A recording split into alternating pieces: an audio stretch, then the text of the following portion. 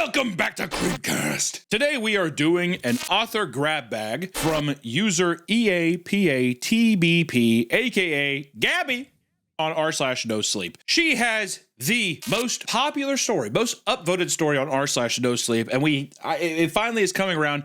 Also, the title of it, My Sugar Daddy Asked Me for Weird Favors. I love how that's the most upvoted story on r/NoSleep, which makes sense. Yeah, but the titles here on her most popular stories are just fucking awesome. My sugar daddy asked me for weird favors. We're reading every month a parade would pass through my hometown, but we were never allowed to look at it. Hello? And then lastly, there's a man who follows me around and narrates my life, and he started to say some unsettling things. I love, and you know that I love, you know that I know that you know that I love stories like this that have that nice kick in the nuts title. You know what I mean? Just something immediately you're like, ooh, hello. I'm window shopping already. I'm sneaking. My hands are pressed against the glass and I'm like, hello? What's in there? I'd love to read what you have. And also, like, you know, we got to read this one. We read so many No Sleep stories. And if you go to No Sleep and sort by top and of all time, your number one is My Sugar Daddy Asked for Weird Favors. Like, that sounds like a Hunter formula if I've ever heard one. Oh, baby. I love it. I love the idea, too, of... Because I feel like this could also just be a regular Reddit post and it would still be just as horrifying. So I'm really curious to see, like, does it slip into the paranormal? Does it slip into, like, you know, all these, like, other kind of, like, non-normal conventions? Or is it just going to be a really sleazy man? Either or, it's going to be disgusting, and I love that. I'm excited. It's going to be brutal, whatever it is. I'm certainly excited for it, too. So you can check out the author, EAP. I feel like there's an easier way to say this. I can't figure out. EAPATBP. EAPATBP. Their link will be in the description. They seem to be kind of No Sleep royalty, because everything they post, like, blows up, gets a ton of upvotes. So hopefully this is cool. It seems like they have, like, a really dedicated fan base on r/NoSleep, which is pretty sick. I mean, even stuff that's come out this year, thousands of upvotes, which, you know, we're past I would say the heyday of r/NoSleep. So to still get that kind of engagement is really cool. And I think that it just goes to show that there is some kind of reader base that is there with them. So as always, we have the link in the description, not only of the YouTube video, but the online, like Spotify, Apple Podcasts, wherever you're listening to this. We will be having some kind of link to make sure you get that engagement there. And go support the reader or the authors because they are the lifeblood of the show. They're the only reason this train keeps ticking. And also, I mean, it's cool work. So always support cool work. Now, listen to this, Hunter. I didn't realize this until I started looking at the top of all time on No Sleep. Okay, so first place is this one, the Sugar Daddy one, right? Right. Second place is My Wife Has Been Peeking at Me from Around Corners. Classic. We've done that one. Third is Something Walks Whistling Past My House Every Night. Done that one. We haven't done the fourth one. She Sold My Happiness in Glass Jars. She sold happiness in glass jars. That's, you know, I immediately thought of that meme where it's like you put the figurine in the glass jar and you fill it with grum. Yeah. So we haven't done that one. I'm just going to ignore what you said. We haven't done that one. The fifth one is called A Shattered Life, but it's by a user. I'm pretty sure we've read one of his stories, M59Gar. But then after that, 6 is My Job is Watching a Woman Trapped in a Room. 7 is I'm a search and rescue officer for the U.S. Forest Service, which is the Stairs in the Woods. We need to, and I want to put this out there. We've covered a lot of the top one. 8 is the Glenmont Metro. Yeah. So we've covered quite a bit of them then, which this is the first time I think we've ever actually gone to like r/NoSleep and like, what is the top story? We were talking about that today. Yeah. We found this one. We were looking through her profile. All of the names of the stories are fucking awesome. She's like super active in the storytelling community. I think that's great. And we were talking about this before too. We have got to redo Stairs in the Woods in the way that we do it now. Like the first episode of the show, it was just us kind of talking about the story. Yeah. It was more so us just being like, then this happens, instead of just reading it and reacting to it. Well, in the way we that, thought like, at the time, we're like, surely no one's going to sit down listen to us read an entire story. That was the problem. That's insane. I was like, people are going to think this is so boring. And then that became the thing that people wanted more than anything. So that is one story I would love to redo and give it like a proper reading. I think that should be our 2-year anniversary.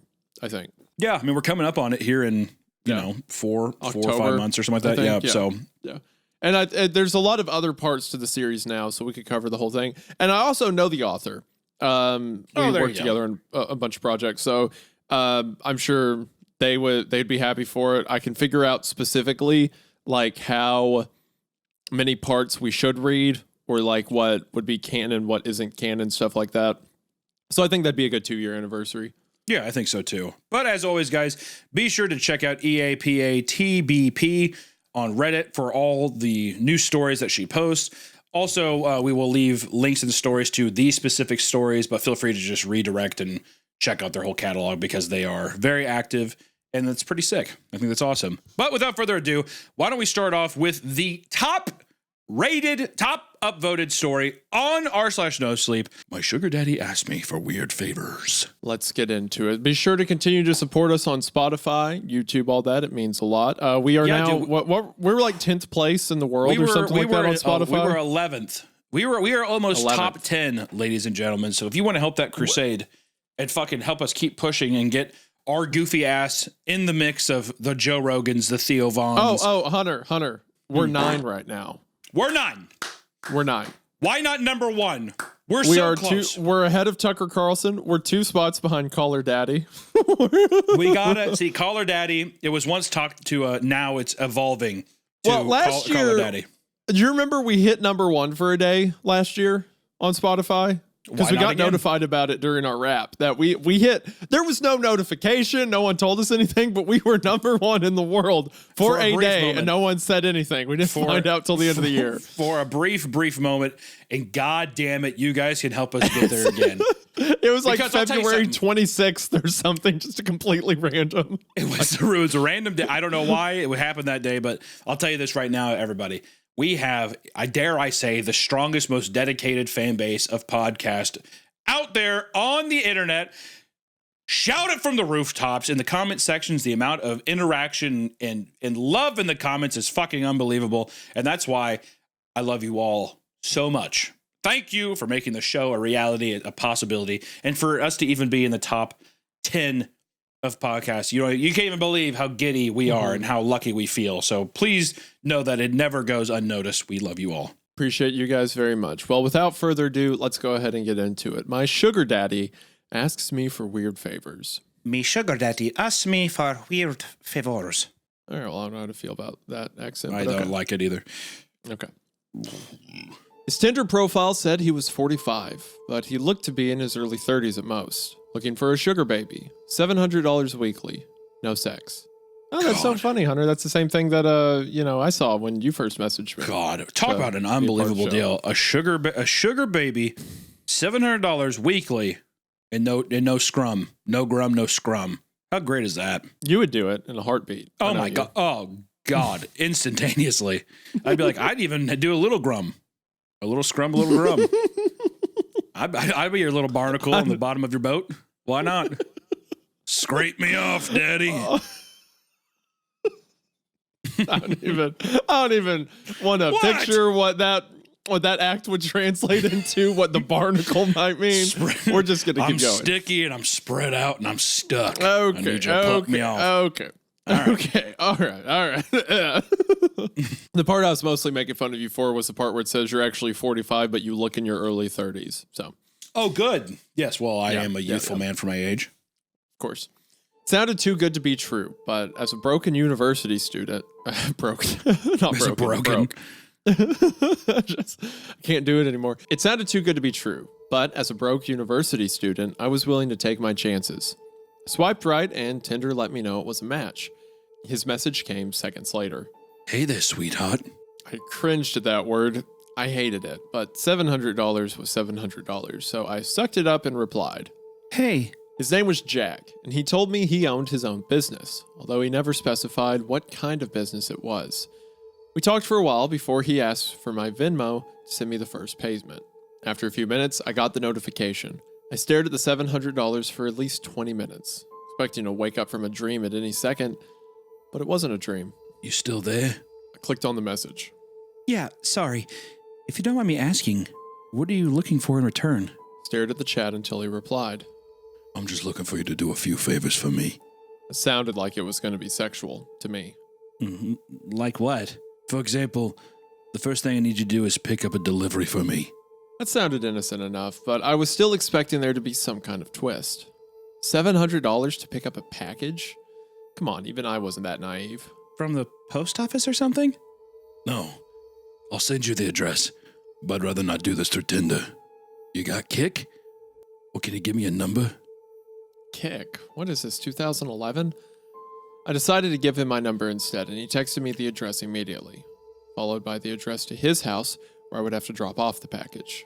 I'm not home right now, but there's a key on the bottom of the blue flower pot near the door. Go inside and put the package on the coffee table in the living room. Make sure that you lock the door when you go inside the house, and then lock it again when you leave. I would immediately assume I was going to be kidnapped or murdered. Murdered. Of course. Almost no instantaneously. I'd be like, no, sir. Yeah. But I'd keep the 700. I'd say, no, but thank you. That's what I'd say. Yeah.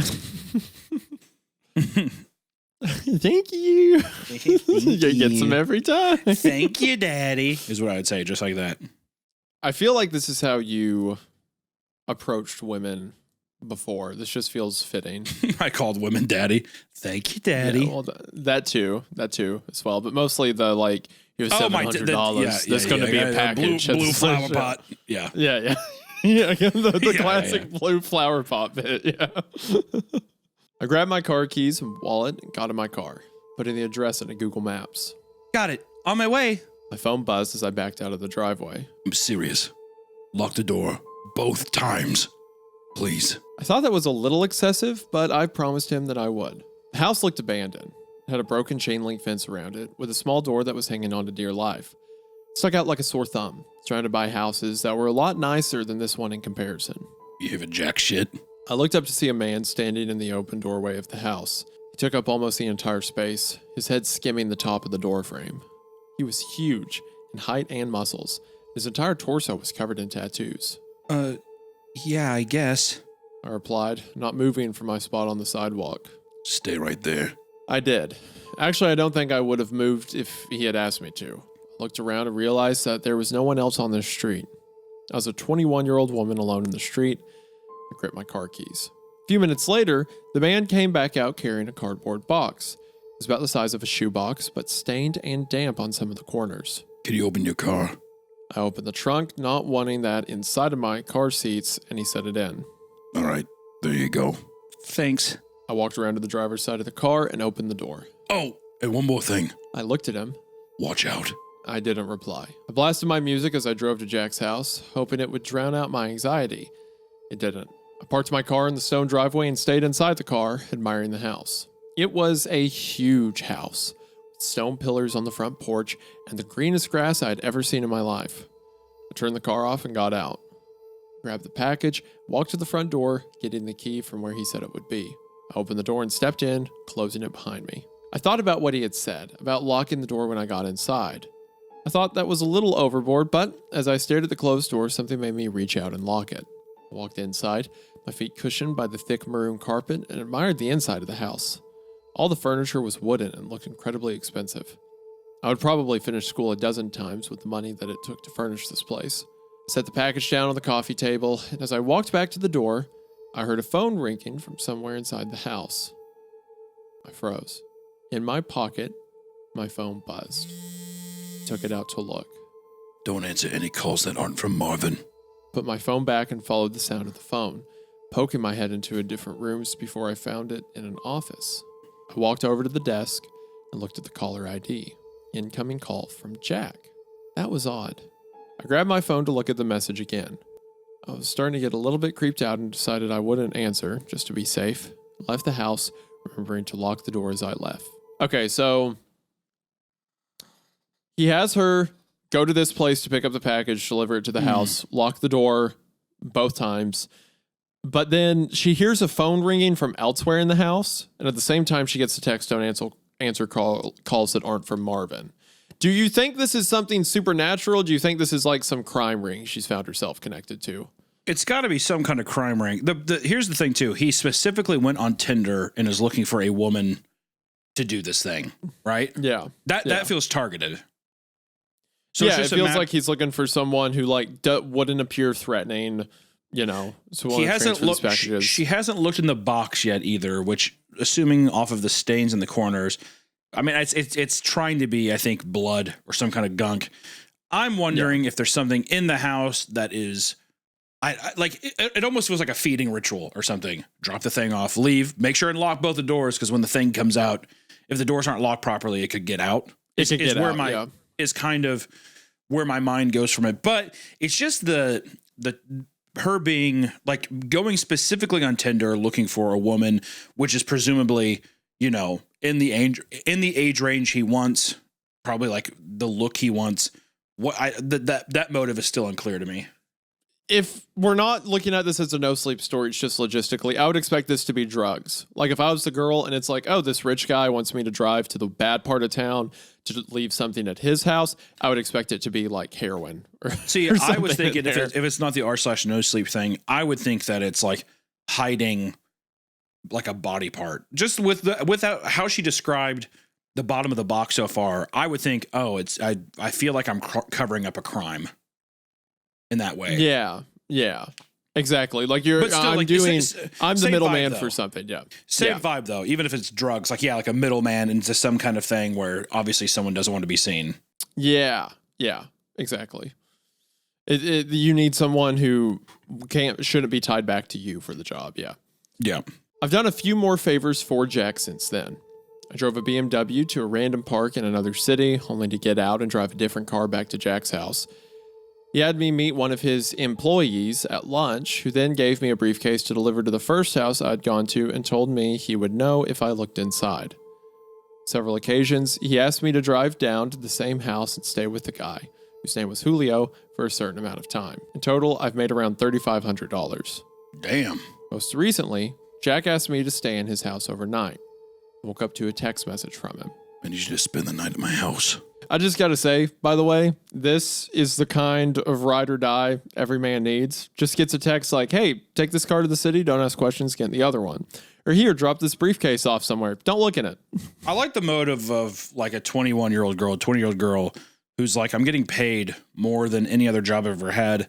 Like it's like very believable. Well, you'd be like, well, yeah, I don't know. Maybe I just drive a car here. And you really don't, maybe like you're not trying to like pry too much because you don't want to ruin a good thing. Right.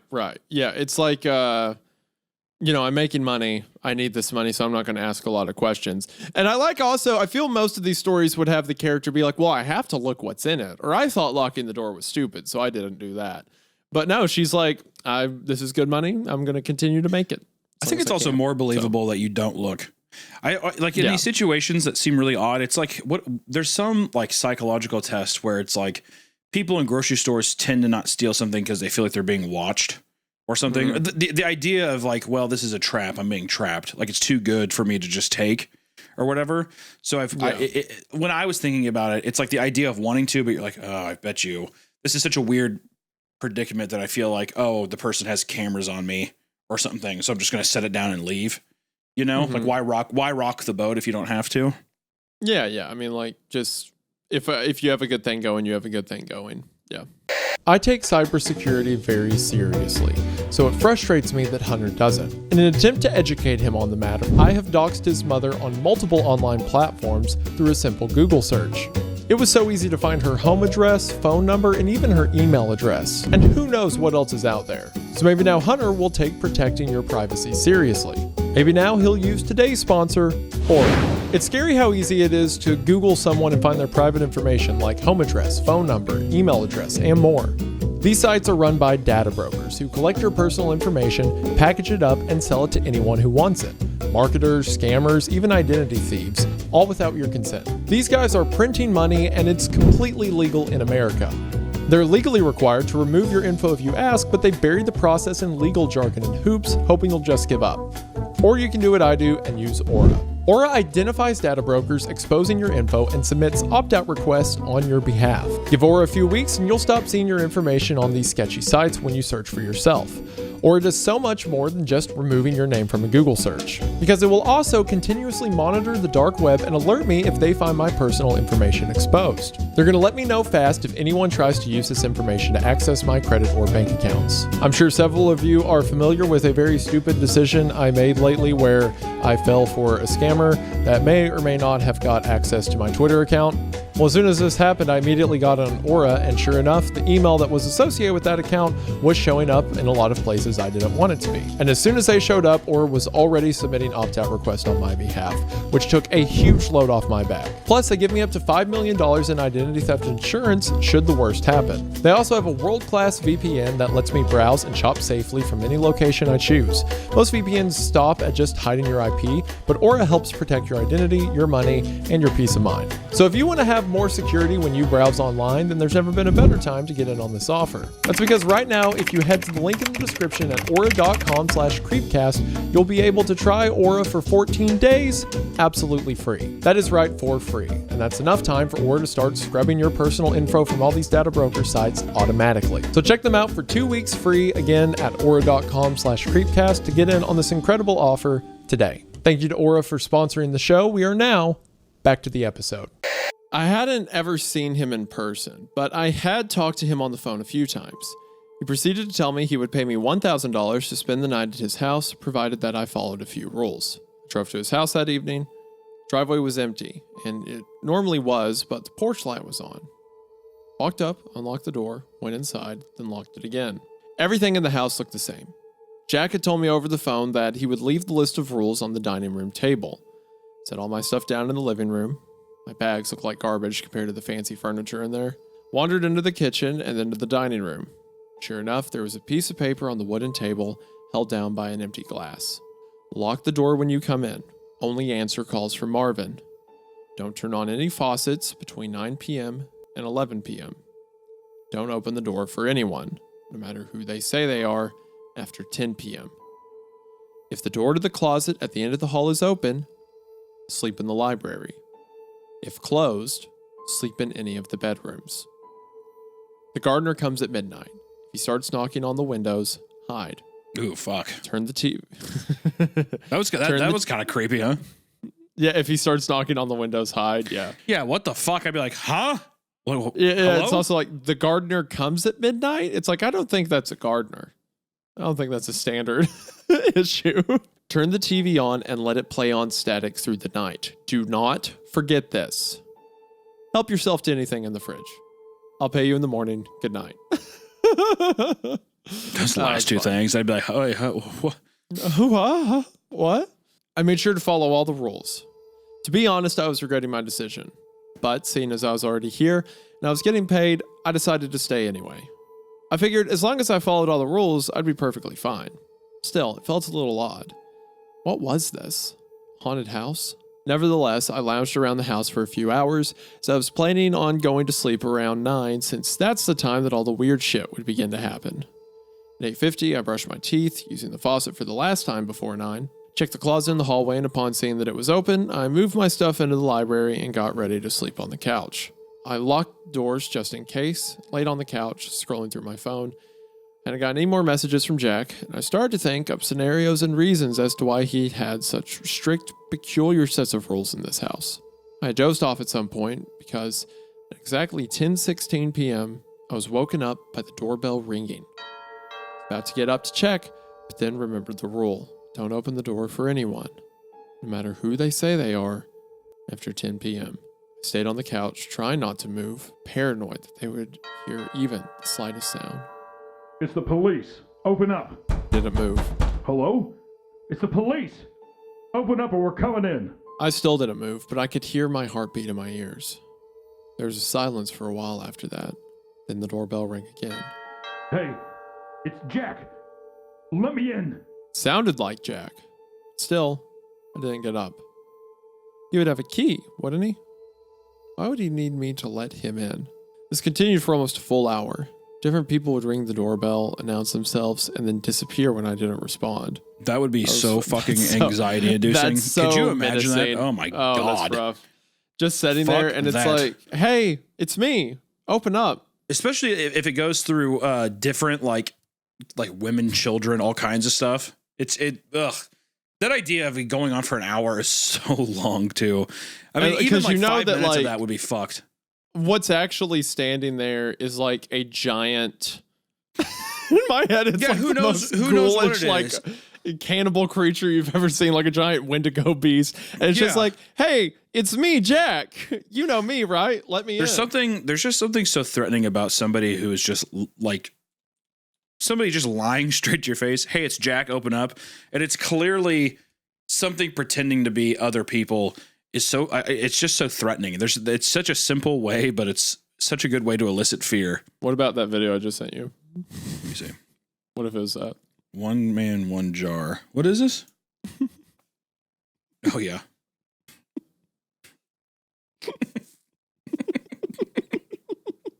That's so fucking stupid. I hate that this works so good for the story. like the entity is flipping between all these, like, oh, it's me, your mom, you know me, right? Or it's like, hey, oh, it's me, Goku. And then it's me, Sid Rob. And then immediately back to like, it's me, Paul from the 5th grade. Remember, we're friends. Just like, oops. So it's turned into my entire family, an anime character, and a boy I knew in 5th grade. What is this creature outside my door? Hey, it's me, Goku, and then knocking. It's so creepy. There's a menacing to it, like, let me in. Also, Goku's so fucking wide in the door for him. He looks huge. I don't know why that got me the most. I was like, Jesus Christ. Oh gosh. Okay. Yeah, so that's happening out front. The switching between voices is great. I love that in any story. Any mimic creature in like a horror tale is awesome. I like it. Oh yeah. Yeah. Very uncanny. Just odd. Yeah. Wait! We just want to thank today's sponsor, Chubbies! It's time to give your legs the summer they deserve with our sponsor, Chubbies! The weather's hot, but your legs can be hotter with Chubbies shorts and swim trunks. See?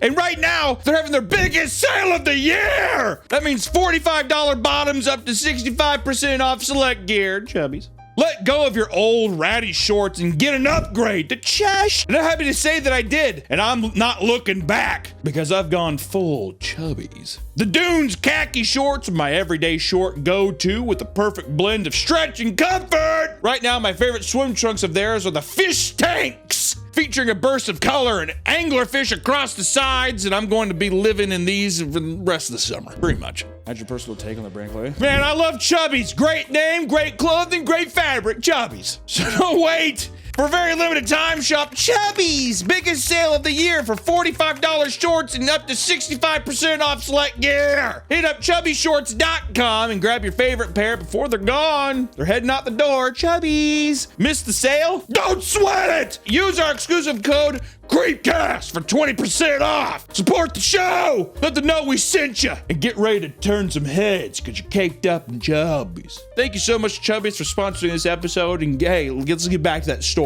Chubbies. I was finally able to fall asleep, and the gardener never came. When I woke up the next morning, I heard someone in the kitchen.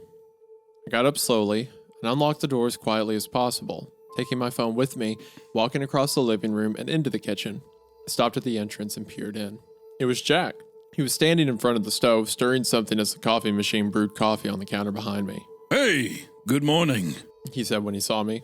Hi, I replied, nervous. I hadn't seen him in person before, but he looked exactly like his pictures online. Scrambled eggs? He asked, motioning to the pan with a wooden spoon. Yeah, thanks. Walking over to take the plate from him, I had my breakfast and drank some coffee in silence. So, how was it? It was okay. Nothing super freaky happened. Cool. He's such a jerk. To force her through that. Great. There was an awkwardness in the room. I think I'm gonna go now. I have class. I didn't, but I really wanted to get out of there. Oh, no. Yeah, sure. I'll take you some other time. Grabbed my stuff and he walked me to my car. I could see him standing in the driveway, staring at me as I left. When I got home, I unpacked all my stuff and noticed that I still had the list with me. Sat on my bed and read it again. Felt my body tense up as I realized that I had forgotten something. Turn the TV on and let it play on static through the night. Do not forget this. Turn the TV on and let it play on static through the night. Do not forget this. Do not forget this. Stared at the words on the page until they lost meaning. Beside me, my phone buzzed, snapping me back to reality. It was the $1,000 payment. I looked at my phone and then back at the list. Maybe it wasn't an important step. As I was thinking this over, text from Jack came. I'm not in town right now. I should be back next week, so you're free from running any more errands for me until then. Just hit the payment. Go do something fun.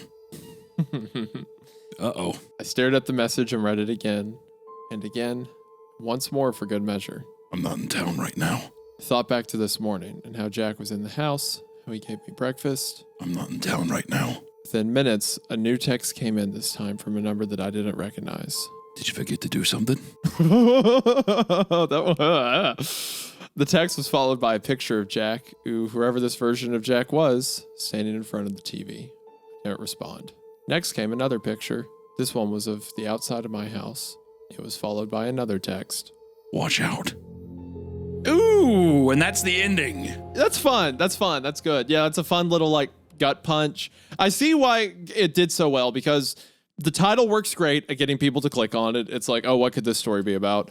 And it's short. It delivers on its themes. It also, like, the mention of, like, all the rules, and then we hear if the gardener comes, taps on the window, and, don't answer it or hide from the windows. It's like, yeah, that's creepy. But then the gardener never came. So we don't even get to see what the gardener was, what that looks like. It kind of leaves the mystery in your mind. And it leaves the mystery at the end of what this mimic of Jack was. Probably the same creature that was outside trying to get in the night before. But because she forgot to turn off TV, like, it was able to get inside maybe. And now it's tracking her. And like maybe this Jack figure she was talking to was like part of some occult group that was like, that's aware of these creatures. Like, there's so many different places you could take it in your mind, but from what the story gives us, it's so minimalist and it works well on everything it sets out to do. I understand why it's so highly rated. It was really good. I feel like the Uncanny Valley is like the internet's favorite form of horror. Yes, of course. Absolutely. I think that being able to deliver on something like this is just, it's so simple and fun. And I think that just the idea of doing these minimal weird tasks and just having these, like, once again, uncanny valley kind of things. And I got to ask, when I was talking to you a little bit about this before we recorded, was the idea of rules and lists. That feels like such a popular, like, why do you think that's so popular in these stories? Have you noticed that? Like, I was telling you, so many of the stories are just like, I worked at this station. There was 5 rules. Or I worked at this place, or I lived here. We had 1 rule. Why do you think rules, like, obviously besides the taboo or whatever, or, rules being broken or following things, and it's like maybe an easier archetype to write around where it's like, okay, well, you had these rules and you didn't do X, therefore this is going to happen.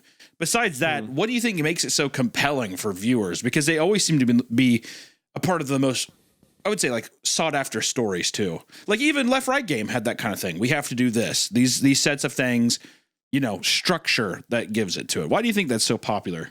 I think it's because it establishes, especially for short stories, it establishes these clear parameters of like, this has to be followed, or else. And it gives us 2 things. It's like, okay, for one, why does this have to be followed? Why does this keep the thing we're talking about at bay? And also, what is the or else? What can happen? So it gives you 2 options. Immediately hearing that you step into a place and there's a list of like supernatural rules, it gives you already enough tools to start to piece together lore in your mind to be like, what are these creatures, and whatever I think they are, why does this set of rules hold them back? Why is this enough to beat them? So it's just an easy way, I think, to flesh out a story, or at least let people flesh it out in their own minds very quickly. But just give it, like, for example, if Hunter, I was like, hey, Hunter, when you get into your car the next time today, be sure to, like, turn it on, turn it back off, turn it back on. It's like, okay, why? Like, what did I do to the car? And also, why does that stop whatever was done to the car? I think it sets up being able to... Is it a lie in the first place? Is it just a superstition to make you go somewhere else? Like, it creates so many questions with just a basic... It's an easy way to set up questions, I think. I think tension and anticipation as well of, like, it's almost like being at your friend's house and you're too loud at night, or like you drop something and you're like waiting for one of the parents to like yell at you, like go to bed or something. It's a simple way of really establishing a set of parameters and like rules of the world that when broken, it's going like some shit's going to stir. And I think it just lets you kind of be, once again, a bit ambiguous, or it lets you kind of like really ramp into like maybe more interesting concepts without having to like justify shit. It's just like, well, you broke the rule, therefore this is happening now. Yeah. This thing happened. Uh-oh. You know, it's what's the one from Mandela Catalog? You shouldn't have done that, Mark. Yeah. You shouldn't have done that, Mark. Bad decision. Uh-oh. Sorry, Mark. Uh-oh. Okay, well, let's move into the next one here, which is every month a parade. That was pretty good. I also kept it together. I was about to start laughing, but I kept it together at the end when she was looking at the piece of paper. And it's like I'd done something bad and she's repeating the lines. Just in my head, it's like there was a knock at the door. I look over and Goku. Oh, yeah. Yeah. Hey, what's up, Slugger? Hey, it's me, Goku. I'm going to take you right on my Nimbus cloud. It's me, Goku. Come on. Yeah. Well, I just kept. It's funny you said that too, because I just kept hearing the knocking. We gotta find the Dragon Balls. Just a thought. Like, you're 4 feet from the doors, you can see him clearly, and he's just like making eye contact, like, it's me, Goku. It's me, Goku. I'd love to see an edit of that instead of him saying it's Goku. After that, it's him like doing the power up. Sounds like and he's behind the door, but then there's still the knocking in there. So he's like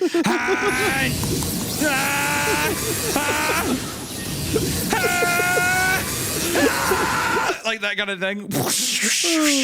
The power energy, it's all muffled through the other side of the door, but still there's the nice knock. I love the idea of like normal people coming to this podcast because they're like, oh, they're covering horror stories and I'm really into literature. I'll listen. And then it's like, hey, what's up, Goku? Hey, it's me, Goku. Yeah. All right. Yeah. Anyway, are we ready to move into our next story from this author? Yeah, we are. So like I said, the second story we're reading from Gabby is every month a parade would pass through my hometown, but we were never allowed to look at it, which I want to say, I was talking with a friend the other day just about like even like Halloween parades and stuff. And he was like, you know, oh, in my town, there's like a nice parade. And I was telling him, I was like, oh, I really wish that because when I was younger, there used to be way more parades, or like, you know, you'd go into your town and do more communal things. But it seems so weird now, doesn't it? Like if you told someone younger that, they'd probably be like, why the fuck would I go do that? That sounds lame. Like stories with titles like this. Some regions, yeah. I'm sure not all encompassing, but I would say a majority.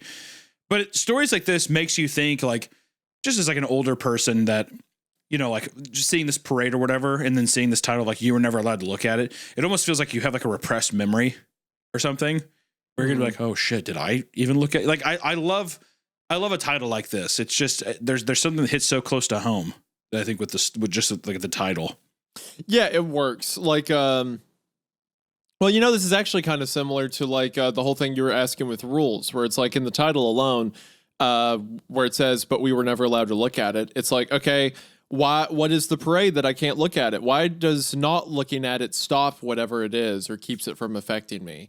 So it creates a lot of questions with one point, which I think is one of the reasons the whole rule idea is so why so many people latch onto it in like online. Yeah. spaces. I mean, there's probably like justification that there's probably rules and everything, but it was more so like, man, there was just so many stories I was looking at where it's like, yeah, a very typical one was like, I worked at X place. I was given like, and they had weird rules. It was just that kind of vibe. There were so many, but yeah, I don't know. I just found it kind of interesting. It also seemed all the stories were written around the same time to where that might have just been like a popular archetype at the time too. Yeah, I mean, it was. I mean, we see that this one, the Sugar Daddy one, was top rated on No Sleep. So a lot of writers probably just went and was like, "Okay, rules, got it." That's what. I mean, that's in a way, what I got yeah, in the story. probably. We're gonna do this. Yeah, yeah, exactly.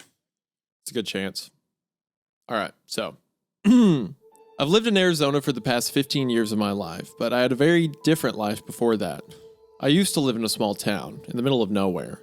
I couldn't even tell you what side of the country it's on, or if it even is in the United States. It was I think you could tell that. I think you would know what country. I lived in Arizona. What are you talking about? I couldn't even tell you what side of the country it's on, or even it's the United States. I mean, I understand what they're saying. But it's just kind of funny. It's like, what before the fuck Arizona. Before Arizona. Oh, okay. They had a very different life. Yeah, it was like, I could tell you if it was the United States. Like, okay, well. Yeah, they're just in like Illinois. Where am I? Is this Saudi Arabia? I can't tell. Or it looks the same. It was a small forest town with dense trees in all directions. But where exactly this particular forest is, well, your guess is as good as mine. The only thing I know for certain is the name of the town, Point Pine. I lived in Point Pine for the first 10 years of my life before we moved the summer after my 10th birthday. Once we left, my parents never spoke of it again. In fact, they acted as if it never even existed. And to them, I guess it didn't. I don't really blame them either. Okay, man, I keep mush-mouthing today because I had, before we start recording, I had a milkshake and it just like completely froze my lips. So anytime I have to say like two consonants back to back, it's rough. Yeah, I mean, big frozen fat lips like that would be hard to throw around if you can't feel them. That felt oddly... No, I'm just saying that if you had giant fat fucking lips like you do, and they get all numbed up and frozen, yeah, it'd probably be like it'd be like a bunch of down pillows being thrown around. You probably talking about me throwing my lips around feels very suggestive. And I'm just saying, and I'm not even saying it, but I'm just saying that if you had large, fat, I mean, your lips could be considered morbidly obese. My wife loves these lips. Actually, big fan. You could ask her. Well, I feel is kind of inappropriate to me, but I'm not going to. I'm not going to. Now, so now I'm the one being inappropriate. I'm the one being inappropriate. We haven't addressed that drawing you made of me on the show yet. That you decided to do a piece about me, and it was the lips are so big. Not only do they take up my entire torso, but they lay over my shoes. And are like they hang out to the sides like drapery. I thought you would have liked it. Okay. I was at a Waffle House and a guy walked up to me and said, "Is this you?" and held up that picture. It's true. Did you say yes? Or did you say I said I don't. You probably I said I don't know what that picture. You probably said this. You probably said, "Ooh." And you're like, "Sorry, I just drank a milkshake. My whips are I can't talk." It's probably what you said. I said, I don't know who that is. I don't know what you're talking about, but whoever drew that picture someone should probably call his local FBI hotline and should probably report him for certain threats he has made towards certain people, especially political figures.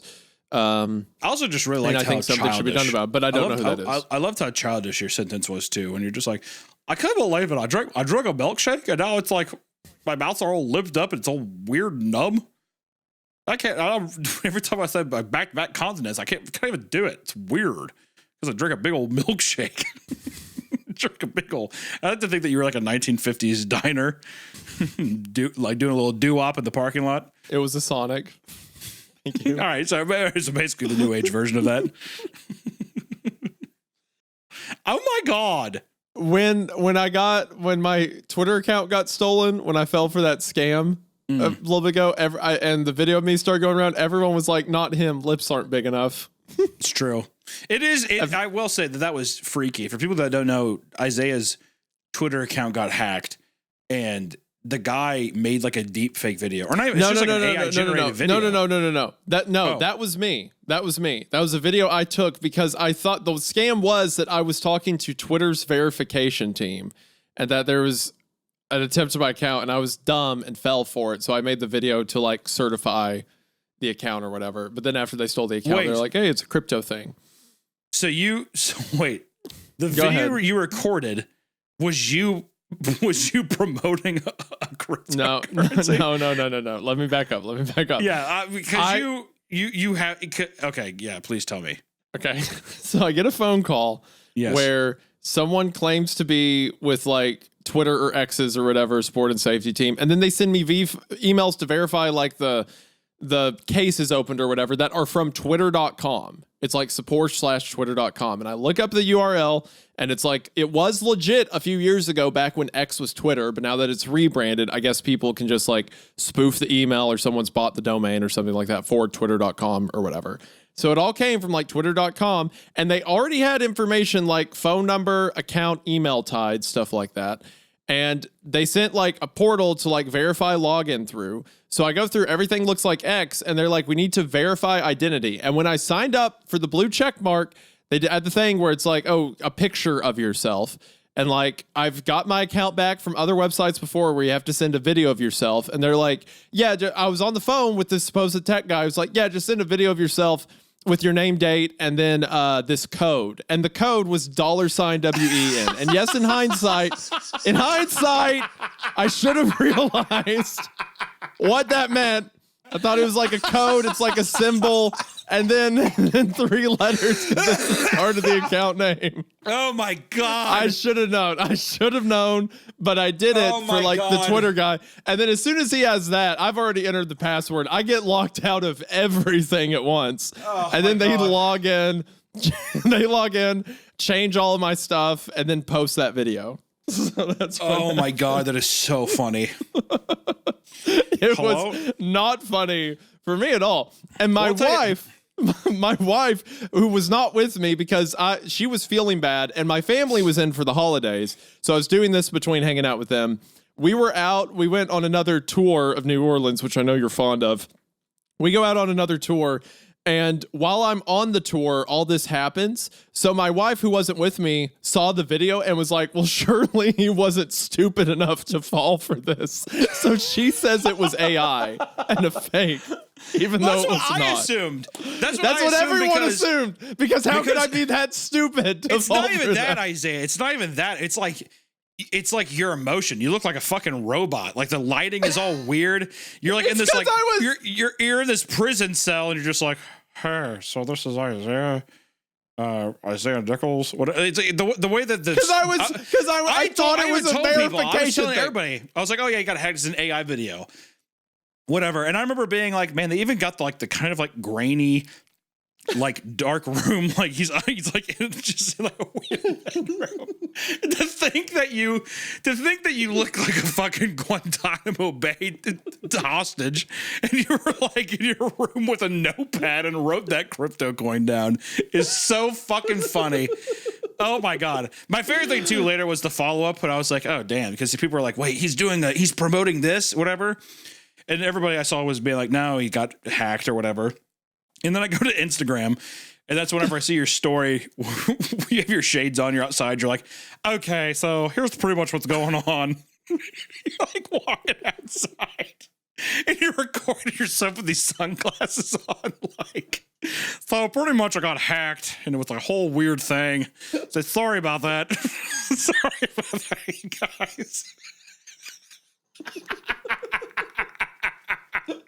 I was under a lot of duress. Thank you. It was a stressful time. And to think that you were getting off like a fucking alligator bayou tour or whatever is so funny to me.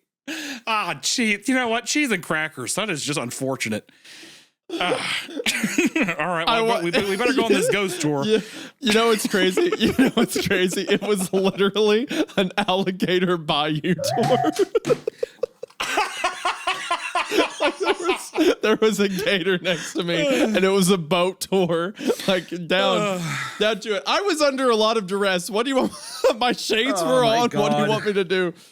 Oh gosh, no! I was standing in my room. I thought it was a verification, so I'm just low energy. I have the phone. I just show my face and I show the paper and stuff, and I'm like, okay, is this good? And I was on the phone with the guy still, and he's like, okay, that should do it. And I'm like, is that good? He's like, yeah, that's good. And then he spends 10 minutes explaining to me like what the hack was, how it happened, how I can provide safety. And at the end, I thanked him and said, sorry, I thought you were a scammer earlier. And he's like, oh, no problem. He just said, oh yeah, no problem. Don't worry about it. Was he snickering? No, I talked to this guy for like 20, 25 minutes, and he was like, oh, it's no problem. He kept being like, it's good that you're aware. It's good that you're aware of like scammers online and you're trying to be proactive. That is fucking crazy, man.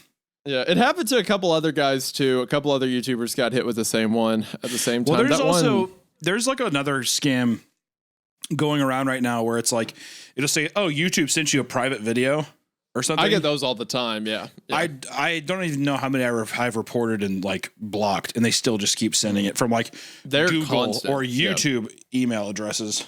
Yeah.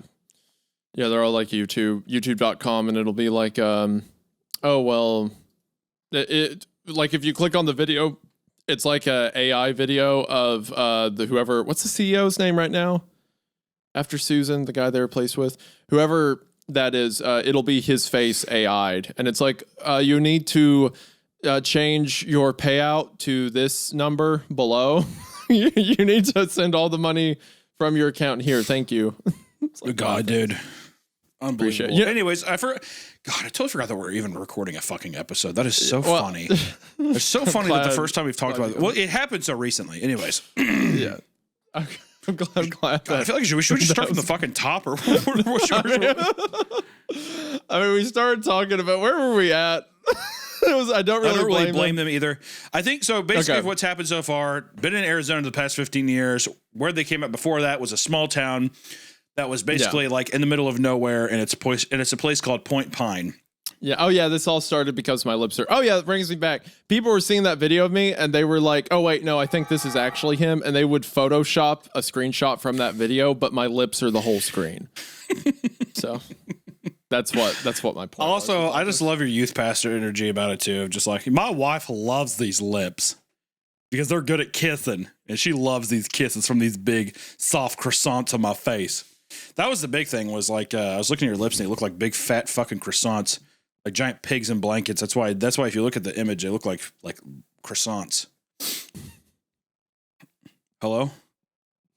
That youth pastor dig was a deep cut. All right. Back to the story. I don't like this bit anymore. This has become too personal. I don't like this world anymore. I don't like this direction these jokes have gone. I'm going to continue. So anyway, yeah, weird place, Point Pine. I don't really blame them either. I caught on pretty quickly and realized that they were trying their hardest to forget the memory of Point Pine. Whenever kids at school asked me where I was from, I simply told them I was from a small town they have never heard of. I also learned early on that any questions about Point Pine would be met with punishments. A few months after we moved to Arizona, my older sister Felicity had a school project about family history. She did it in our life in Point Pine, wrote about some of the things she remembered from there. Our mom found her project the day before she turned it in and burned it in the backyard. When Felicity came home that afternoon, parents took her up to her bedroom, where I heard Felicity crying out every few minutes in what I assumed was pain. Were they just beating her? A word. Doesn't it sound like that a little bit? Yeah. Said nothing, and from that moment on, neither of us mentioned Point Pine again. Except for me. Right now. I've decided to tell you all about it. I don't know what is causing me to remember all these things that I had locked up in the deepest parts of my brain. Maybe it's the fact that my father died about a week ago. Since he died, my mom's remained silent. Hasn't said a word to anyone. She hasn't even cried. In fact, she ended up sending my father's remains off to God knows where. My money in on Point Pine. My money is on Point Pine. I think that makes more sense. Yeah, my money's on Point Pine. Although I'd be crazy to ask. I've started recalling random little things about the town that, at the time, seemed like normal everyday things that we as residents were all used to. Now, as I look back, I realize that they're not as normal as I thought back then. One peculiar thing about Point Pine had to do with the Point Pine Bakery. Whenever you were in there, the owner, Mr. Terrence, always knew what you were about to order. I remember the kids have some sort of rumor about Mr. Terrence being a magician who could read minds. Although, whenever you paid for your baked goods, you had to tip Mr. Terrence with an old item of clothing you had grown out of. What the fuck? There's a giant box up by the register that everyone tossed old baby clothing and shoes into. What the fuck? That is fucking haunting. That. That's cool. It's like he collects memories, or he collects old beliefs, like he knows the future because he holds the past or something like that. I love this. I love these settings, by the way, like small, like Twin Peaks towns, vibes, whatever. Yeah. It's very Gravity Falls. Gravity Falls vibes, or what the town from Alan Wake. I forget the name of it right now, but yeah, like or Twin Peaks, very Twin Peaks. Yeah. Dude, I said that. Oh, you did? I literally couldn't hear you, but I liked it better when I said it. I liked it better when I said it. That's fair. That's fair. That was one of the odd things. Although you'll come to realize that it won't seem that weird in comparison to some of the other things about Point Pine. Every year on your birthday, you had to get blood work done. I don't think anyone really knew what the point of this was or if they were actually looking for something. We all just knew that our birthdays would start off with a trip to the Point Pine labs. Everyone had to be up at 8:13 a.m. There's a system of speakers placed around the town like an amusement park or something, and at 8:13, without fail, the wailing alarm sound would ricochet through the neighborhoods, waking everybody up. This was followed by parents coming to wake up their children and get them out of bed as quickly as possible, like the house was on fire or something. Sometimes I expected it to be. All the Point Pine schools were placed in different areas of the town. Point Pine Elementary was towards the east, Point Pine Middle School was in the west, Point Pine High was in the dead center of town, Point Pine University was up on a small hill towards the south. If you hadn't noticed by now, every place in town was named Point Pine blank. Point Pine Cafe, Point Pine Mall, Point Pine Grocery, etc. Certainly, one of the weirdest things by far that took place in Point Pine was the Point Pine Monthly Parade. Happened every month, without fail. It was never on the same date, and each month a student from Point Pine High was chosen to be in it. The weird thing about this parade was that we weren't allowed to watch it go by. Not out on the streets, not from the windows, not even on television. That was one of the most enforced rules. You must never, under any circumstance, look at the parade. In fact, for the most part, we weren't even allowed outside when the parade passed through.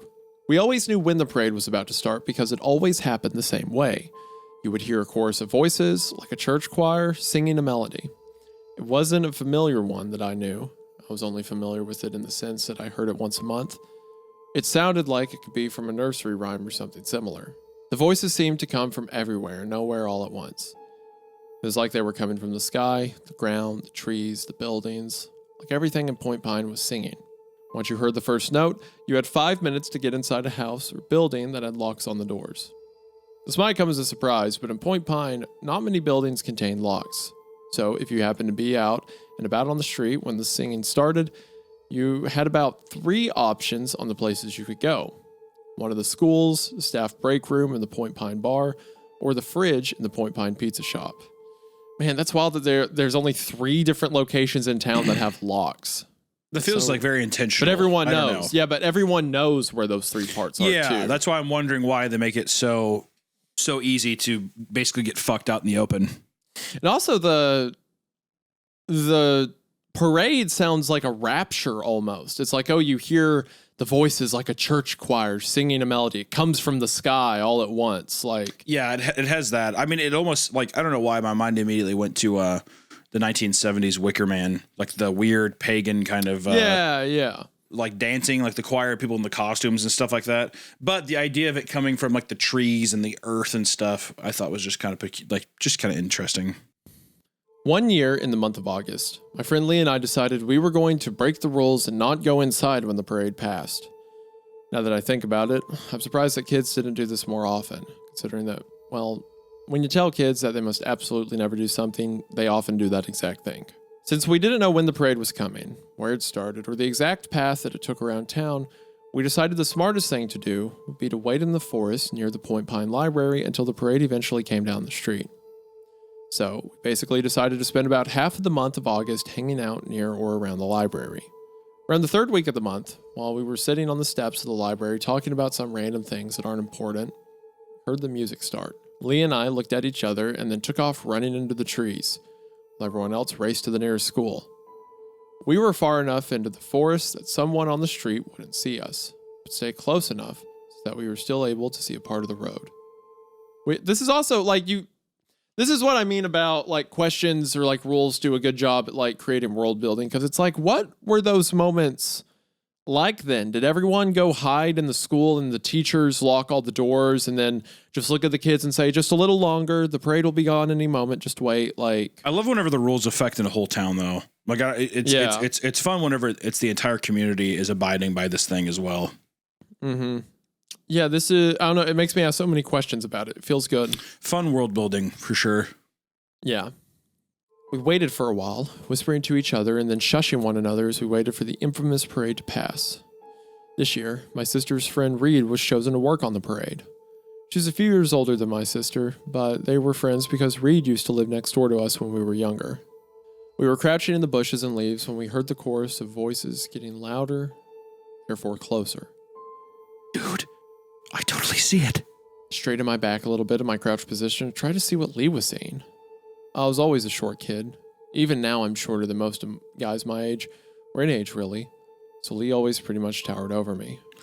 I can't see anything. I hissed, shifting my position. Shh, they might hear us. Stopped moving and instead waited for them to get closer, where they were bound to pass right in front of my line of sight. Oh no. Oh crap. Suddenly, Lee dove to the ground, landing in the fetal position, with his head cradled in his hands. What? I asked, looking from him to the street. I saw her. I saw that girl. Reed? I asked, looking over to try to spot her. Lee grabbed me and slammed me down to the ground. What was that for? You don't want to look at it. I noticed that for the first time in all of the years that I had known him, Lee looked absolutely terrified. Turned my back on the parade and sat down to look at Lee instead. What did you see? Those things. They did something to her. They're eating her, Cody. But she doesn't even care. Oh. Good God. Oh, that's Good so God. fun. Oh, my word. Oh, that's great. I looked at Lee, who still had his head in his hands, and he was crying now. Sat with my back to the parade, no longer wanting to see. Heard the singing get louder. Cody. Don't look. Cody. Cody. Now the voice sounded like Reed. Look at us, Cody. I shut my eyes. The voices went on for a few minutes longer, and at one point, Lee started wailing. Kept my eyes shut the entire time. After that, it moved along and continued its way through town. Once we began to hear everyone coming out of their hiding places, I stood up and leaned down to help Lee get up. Once he stood up, he kept his head down. Lee, what's wrong? I could hear him sniffling. Lee? He finally responded as he lifted his head. It took my eyes.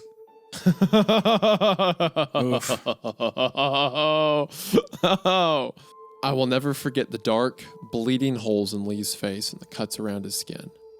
He threw up in the forest for a good 3 minutes.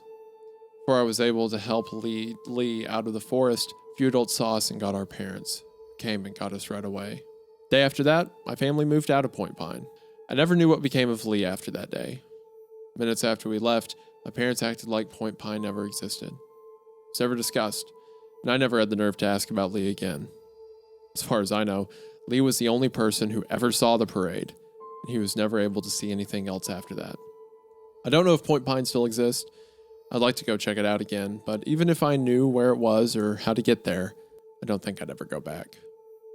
I have a feeling that I wouldn't exactly get a warm welcome, although I can't shake the thought that my parents were somehow still connected to the town, even after all those years. And that's Man. the end. That was cool. That's fun.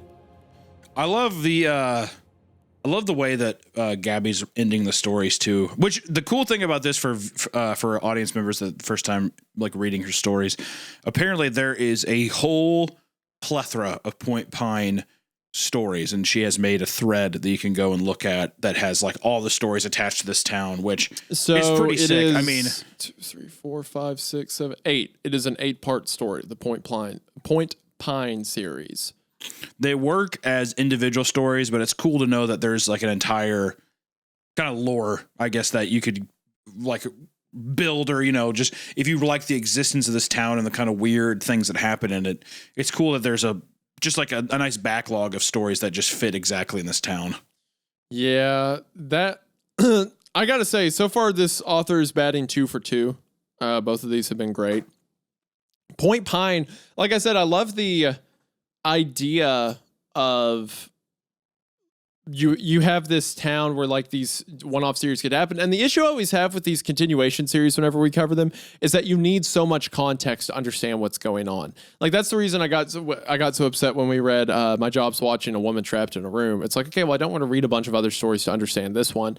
Whereas with the Point Pine, it seems like these are standalone stories that just so happen to happen in the same town. Yeah. And the one we just read, by the way, is the first one in the series. So if you want to read the other 7 parts, well, you've already heard the intro now, so you can continue from there. But that's great. It feels like a natural... I would be down. I'd be down, depending on how people like these, to do the Point Pine series. That would be pretty sick. That was fun. I enjoyed that. I like the idea too of like just the little details in that story of the parade happens once a month, because it has to be a sacrifice or a sacrificial offering to also a parade, when I think it's just a monster that's in the street that's like singing and bellowing. It might be like a manifestation or maybe like a conjoined thing that's like kind of crawling through the streets, but then it's like acting as a parade, but it seems like an entity that's moving through the town and kind of like making a display of the sacrifice. What's it Lee said? They're eating her, but she doesn't care. It's like she's in a trance, almost being consumed by whatever they are. Even the song makes it seem like maybe that's the trance, you know, like that, like it's like a spell or something like that. But I love the idea of, which I could be totally wrong and misreading it, but I love the idea of like, oh yeah, when you're a kid, there was a parade that happened every month. But really, it's like, oh no, it's not a parade. It's like a fucking abhorrent thing crawling through the streets, like making a spectacle of its sacrifice. You know, I think that's like such a sick idea. They have to give up something to whatever I mean, it seems like the idea with Point Pines that there's a bunch of different entities in it, but there's some entity where something has to be sacrificed and they have to sacrifice up, you know, their young to give into it. But at the end, whenever that voice is speaking to our main character, he says that it's using Reed's voice now. So it's like, are they like assimilating her into itself? Like, again, you when you leave the door open like that, it lets people ask questions and they think about the story a lot longer than they read it. I think that's impressive. Which, you know, it leaves me at a place where I would love to just hear the next couple months of like, I had to know, like I was so this obsessive curiosity that keeps dwelling, which, you know, I think they always say leave people wanting more, but these older stories, as we've said before in the past, they're just so like drive by, you know, like, here it is, boom, we're done, and move off. Some of these stories, it'd be so sick to just see how they get fleshed out a bit, you know. And, you know, we found it as well that if you get fleshed out too much, it loses its mystique and its, you know, its mystery. But still, that was just a lot of fun. Like I was at a spot where I was like, oh my God, yes, please, more. And then it just kind of, you know, just slowly fades out into being done. But I had a lot of fun with that one. I just love that idea of the parade monster. I think that's just really cool. But luckily we are on our last one, which is also a sick name of a story, which is there's a man who follows me around and narrates my life. And he started to say some unsettling things. So I love already the same way with the weird favors, the sugar daddy, that kind of stuff, the evasive feeling of like somebody being around you and just constantly just like, I mean, like a plague or like a fucking virus or something hanging around being like, could you imagine being like, if it goes the way that I'm thinking of being like, he put up his jacket and walked over, like you're having somebody narrate your entire life. Like it would drive you insane. Yeah. It's kind of like how I am with you. You're kind of like the thing that follows me around and torments my life. It's true. Or I'm a guy on Twitter who's like, hey, by the way, write down this crypto thing. Okay. He wasn't even at Twitter. It was just, he just said he was at Twitter. You thought so. You thought so with the email. I thought he was. I thought I was talking to Mr. Musk himself for all I knew. Just hook, line, and sinker. I'm hitting you up personally to help you with this. Is he Swedish? Is that the accent? He has such a weird accent. I can never do. He's just gonna. I am become meme. Widowy. I am become meme.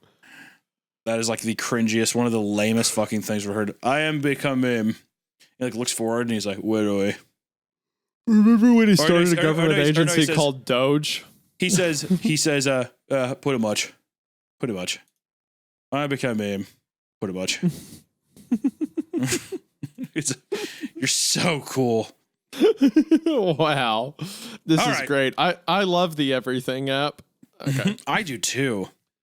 I especially love how when all the emails for the old one got stolen, they used those to push Whatever entity, by the way, that's in this story would fucking hate having to narrate my life, man.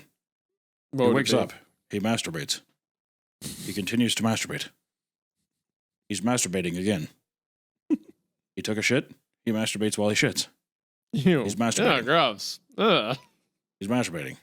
It smells in here. I'm like, that's not narrating. That's your own thing. He's like, I'm sorry. He masturbates. Like you're just holding eye contact with him. Yeah, exactly. He puts on his socks. He masturbates. Before you're even out of the bed, that's rough, dude. Yeah, exactly. Straight from the go. Yeah, exactly. And then he says, he gets out of bed. Sigh. Another day here. He does hot yoga. He masturbates. All right. Anyway, he drives to work. He calls Isaiah. He masturbates. Ew. Cut that out right now.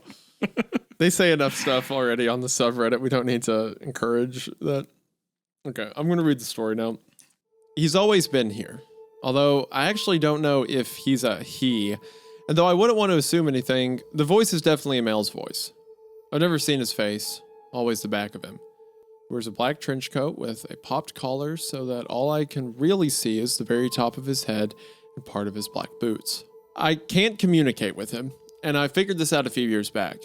He just stands a few feet away from me at all times, his back to me, narrating my entire life. No one else can see him. I figured this out a few years back as well. Or can they hear him? My day usually starts off the same. I always wake up to the same sentence. Natalia wakes up and rolls over in her bed. Every single day he says that because that is what I do. It's all very mundane. My life is not that interesting after all. Sort of learned to live with it, and I can almost tune him out now. I've never really told anyone else about him because I know that no one would believe me. So I really don't have much of a choice, other than learning to deal with it and tuning him out when I really need to. About a week ago, I was cooking dinner, mashed potatoes and black bean tacos, tuning him out as normal. As I was chopping up some cilantro for my tacos, however, he said something that caught my attention. Natalia is innocently chopping cilantro without any knowledge that she is in grave danger.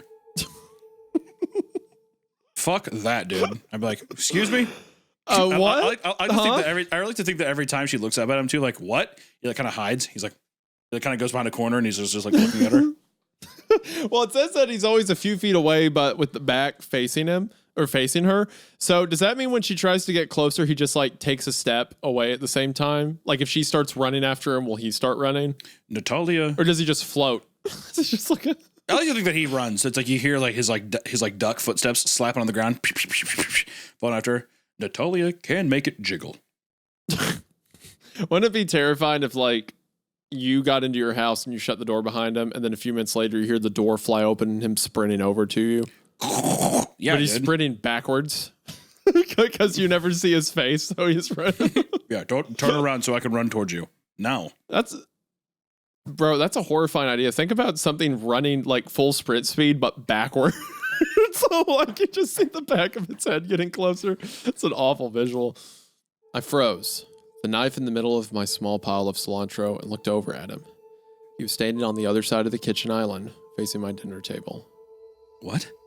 I asked, knowing that he wasn't going to reply. At this point, I think I'd be more freaked out about him replying than him not. He said nothing for a few minutes, so I finished chopping, wiping the pieces of cilantro that got stuck to the blade with my finger, cutting it in the process. Fuck! I walked around and turned on the faucet, rinsing the knife in my finger. Natalia cut herself, and her blood oozed out, pleasing the one who watches. Nope. No. What do you mean, pleasing? Absolutely not. This is already, I'm like, you know what? Shame on you. What do you want her to do? What can you do? Fucking nothing, right? Well, you said shame on you, implying that she needs to do something about it. No. I'm saying shame on you, the guy who's saying that. Like, pleasing the one who watches. I see what you're saying. Yeah, it's some entity, like some supernatural entity that follows you around, and now it's saying it likes it when you bleed and that you're in grave danger. Like, excuse me? You getting hurt makes me chortle. I turned the faucet off and turned around. He hadn't moved, but I was sure that I heard him correctly. Walked over to the window on the wall to my left and pulled on the cord, shutting the blinds as I became paranoid. Managed to eat my dinner and do the dishes without any other weird comments and got ready for bed. As I got sleepier, I reached over and turned off the lamp by my bed, rolling over onto my left side and closing my eyes. Natalia rolls over, closing her eyes and peacefully lying in her bed. What she doesn't know, however, is that she will soon face a horrible fate that will end in her death. I would be pissed, man. I'd be like, we've been doing this fucking game for years, and this is the kind of bullshit you want to pull. Like, it's like, okay, all right, we've been good to each other. You know, I let you stay in my home. Yeah, well, what the fuck is this? You've been in my house for this long, and you're really going to just start pulling this shit now? Natalia it's overreacts. Yeah, exactly. Chortle. I think he just keeps saying chortling. She begins to chortle. She's like, I'm not laughing. She chortles. Chortles more than anyone ever chortles. It's funny to imagine that, like, he's communicating like a dad who doesn't know how to work through feelings. Like, she's yelling, and he's just like, Natalie is upset. Natalia is mad at me. Natalia is mad at me. Natalia is mad at the one who watches. I chortle. I love to chortle. Yeah, you are almost exact. You're not quite there, but you're really close to the voice you did for Mr. Widemouth. It's very the same note, very similar. Come on, kill yourself, seriously. There you go. Yeah. That's it. I opened my eyes, sitting up and looking over at his silhouette, slightly lit by the moonlight. Waited a few minutes, but he said nothing else, and I eventually fell asleep. I woke up the next morning as my alarm went off. Natalia wakes up and rolls over in bed, one day closer to her inevitable death. Wouldn't it be messed up if he just started doing that? Like, she's not actually about to die or in any danger, but he just starts doing that to make her paranoid. It kind of fucking sounds like it. Really, out of all the years you've been doing this, and now you're just like, haha, just kidding. But am I? Technically, not really. Is it real? I don't know. I guess you'll have to find out. You'll have to find out today when you're in your car. No big deal. I'm sure it's fine. I'm sure you can go start it. It won't blow up. Trust me. Yeah, there's definitely not a pipe bomb underneath your seat. Don't even look. And starts up just fine. And he's like, I told you to trust me. What'd I tell you? You're perfectly safe, I swear. I got up, walking into the bathroom and slamming the door shut, annoyed and a little bit scared. He had been narrating my entire life and had never said anything creepy or out of the ordinary. So what was going on now? I opened the faucet and began splashing water onto my face. Natalia washes her face, but she doesn't seem to realize that it is much easier for someone to attack when her eyes are closed. That's so fucked up. Move. That's so just fucked. Start doing that. She's completely fine in there, but just says stuff like that. He's like, I have a trident. you're like, what? Nothing. I really didn't say anything. Why would he have a trident? I don't know. You tell me. Poseidon, god of the sea. I don't know. I goof around. It's what I do. I like to have fun. I'm a silly man. I'm silly. I chortle and I'm silly. Anyway, do you want to kill yourself today? Yeah, why don't you put this in your mouth and jump on it? Put this in your mouth and jump on it? Just hop up and down. It'll be fine, I swear. Okay. I'm fucking with you. I'm fucking with you.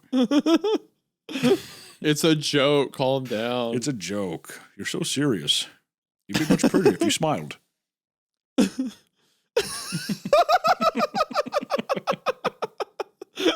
There it is. He's like passively misogynist. Yeah, it's like one day she just realizes, she's like, yeah, actually he was like a misogynist this whole time, but he just really amps it up. Are you seriously wearing that today? You should try wearing makeup. She's like, I do. Oh. Maybe your boss will give you that promotion if you dressed better, if you smiled nicer. Why are you working? Shouldn't you try cooking? You like that. That stresses you out less. Or no, he's doing it in like the third person thing. So as she's getting ready for work, he's like in the corner and he's like, Natalia thinks that she will be fulfilled by continuing her day at work. Little does she know, she would be much happier as a stay-at-home mom. Yeah, she's like, excuse me? And he's got like a red pill podcast in his ear. He like pulls out his bud real quick. Like, never mind.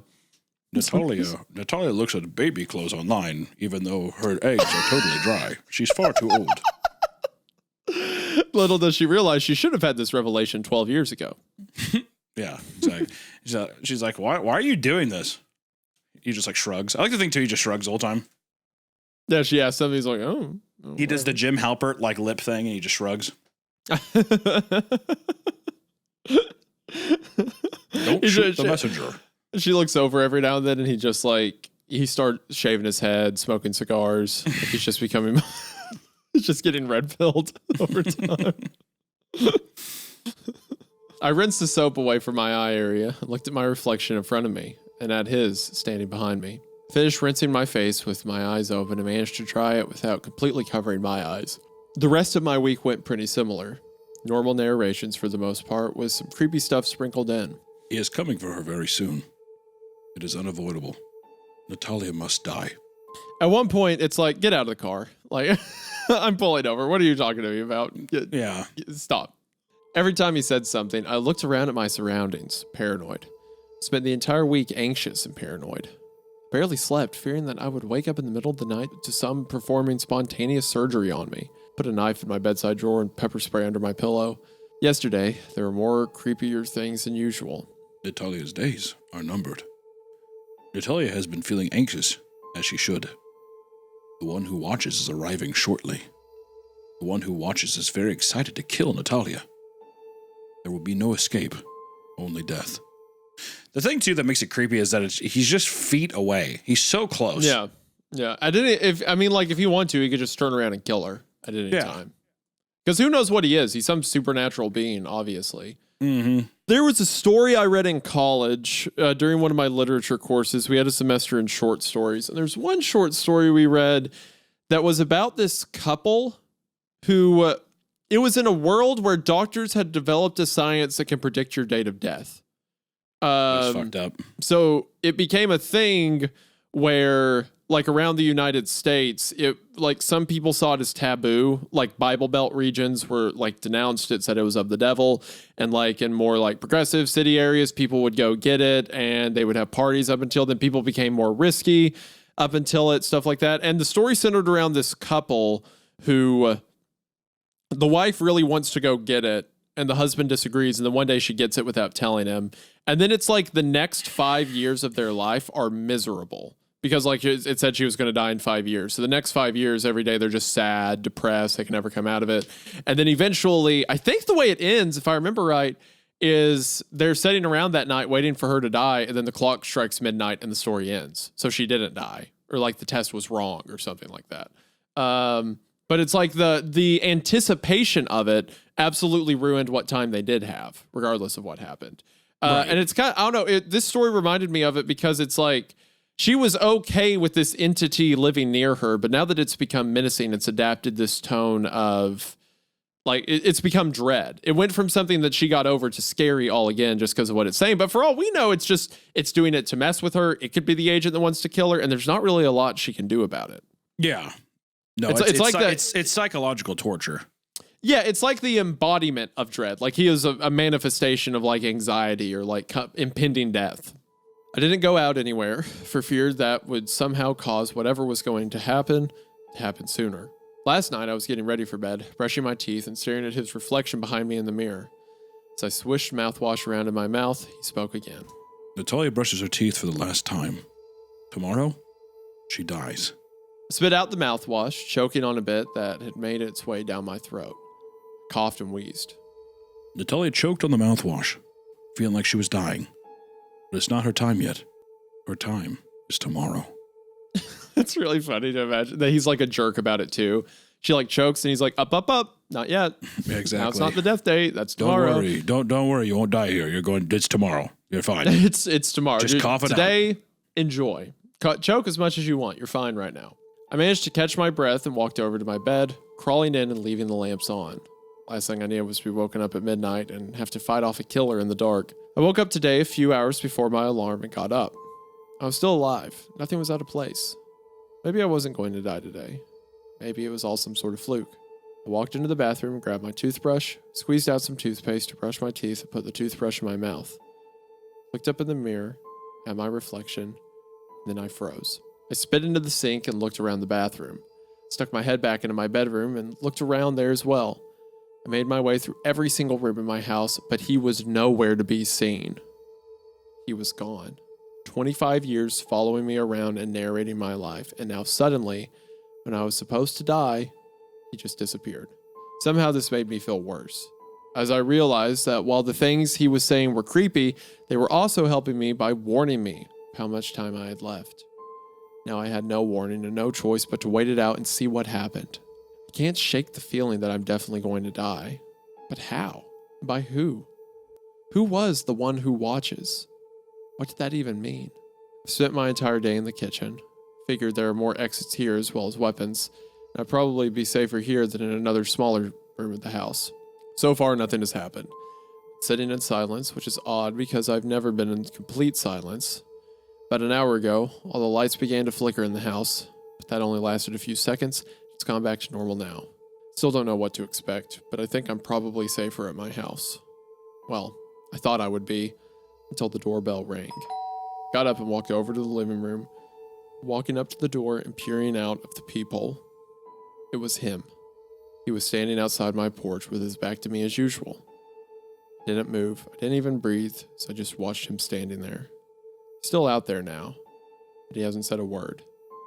Still in my kitchen, not knowing what to do. I could hear him mumbling outside the door a few minutes ago, and I finally decided to get up and listen. 2,000. 1,999. Bro, 1,998. no. 1,997. Oh my god. Dude, fuck that. Oh, that freaked me out. The idea of the guy that's always been there just is back to you counting down. Oh my gosh. He's still counting down, and I've now got about 20 minutes left. I can see that it's getting darker and darker outside as he counts down, even though it's not even 3 o'clock in the afternoon yet. Every time I look out the window, something disappears. A house on my street, a car, a tree. Whenever something vanishes, it's replaced with darkness. And he keeps counting down. Despite being my last chance at communication, I'm going to die today. It almost seems like menacing. It almost seems like a like an angel of death or something. But the idea of death too, just being that when he counts down, you're just going to be nothing, is fucking horrifying. It just disappears. Right? It doesn't seem like she's going to get attacked. It just seems like her world is collapsing. Like there's nowhere to go. She'll just disappear. Yeah, and there's nothing. I mean, it's like I said earlier. He's like the embodiment of like the fear of death, but he's literally standing there counting next to her. And also, there's something menacing about this guy has followed you everywhere you've gone for 25 years, and you wake up one day and he's gone. Like you would feel alone in a way that you probably don't remember feeling. You know, after it would be so. The psychological horror of this is just Jesus, so fucked. I mean, God, like having him be gone, would that not absolutely have that just be riddled in your brain? Like you're like, well, what's wrong? What's happening? Why is this different? Like even if it's a positive change, it would never fully be positive because you'd be so freaked out. Yeah, the inevitability of death, like I said, but also there's this note of, what am I trying to say? Oh, of like the unbeatableness of it. Like it's like, what do you do? You can't run from it. You can't get away. And when it does get away, it's just standing outside now. The world's disappearing. It's like mortality. It's good. I like it. It's the countdown's so menacing. That's such a fun note. Yeah, no, I really, such a fun such a fun story. God, I almost want, you want to read one more? I'm kind of stoked. They're so short and to the point. Let's see what the fourth one is. There's one that I wanted to do was called My Family's Cursed. A clown shows up at everyone's 10th birthday, but no one ever hires one. I thought that one sounds so sick. Is that not fucking crazy? It's a funny title. Yeah, let's do it. Let's do that one. All right. So we're going to tack on one more here. And this one is, as Hunter said, my family is cursed. Clown shows up at everyone's 10th birthday, but no one ever hires one. Also, this is same author as always. She is killing it so far. These are 3 great stories in a row. My earliest memory of the clown is from my cousin Jake's 10th birthday party. I was only 5, but I distinctly remember the commotion surrounding the clown. I remember my parents preparing me before we left the house and on the drive there. There's going to be a clown at Jake's party. My dad said. Just be nice. All you have to do is be nice. My mom added. I didn't understand why they were so worried. My mom kept wiping her hands on her dress the entire drive to Jake's house, or why my dad kept taking deep breaths. Weren't clowns supposed to be at birthday parties? When we got to Jake's house, there was something going on. The kids were running around the backyard and jumping into the bouncy castle, but the adults were standing around in silence, their eyes darting back and forth across the yard while some of my aunts and uncles walked in and out of the house periodically. It was like they were all waiting for something to happen. This feels very It. Like how every 27 years, or however long, I think it's 27 years. Well, in I was Derry, going to say, I mean, clown comes back. The It thing makes sense, Jeepers Creepers, but it immediately made me think of Tommy Taffy. Oh, yeah. Yeah, this is Tommy Taffy. You're right. That's the perfect one-to-one draw. Or at least just that kind of, just that world of creepy thing shows up at X time. Hey, kids, blah, blah, blah. I'm Tommy Taffy. Yeah. Yeah. Not the drugs gonna happen here. Everything's fine. We should really read the rest of Tommy Taffy. I think that'd There's be great. more to it? Yeah, there's 2 more parts. We read half of it. Oh, wow. I didn't know. Yeah. Hey, kids. Hey! That's all I have. Watch out. That's all it is. Hello! That's the whole bit. That's all of it. There it is. As I jumped in the bouncy castle along with the rest of my cousins, I noticed a movement in the bushes near the gate that led into the backyard. Here it I comes. continued to bounce, trying to get higher each time in order to get a better look at whatever was there. Finally, I saw the clown appear from behind the bushes and watched as he unlatched the gate. Here we go. I stopped bouncing and tried to maintain my balance as I watched the clown step into the yard and close the gate behind himself. Pushed my fingers through the mesh in the bouncy castle and pressed my face against it, staring at the clown as he scanned the backyard until his eyes landed on me. He stared at me for a few seconds, and I stared back, not really knowing what to do. Nobody else seemed to have noticed him yet. My cousins continued bouncing around behind me. He was short, and he wore a curly, rainbow-colored wig. His face was white, and it seemed like his skin was naturally that pale. Didn't look like paint at all. His lips were normal-sized, but bright red. He had a giant, round red nose.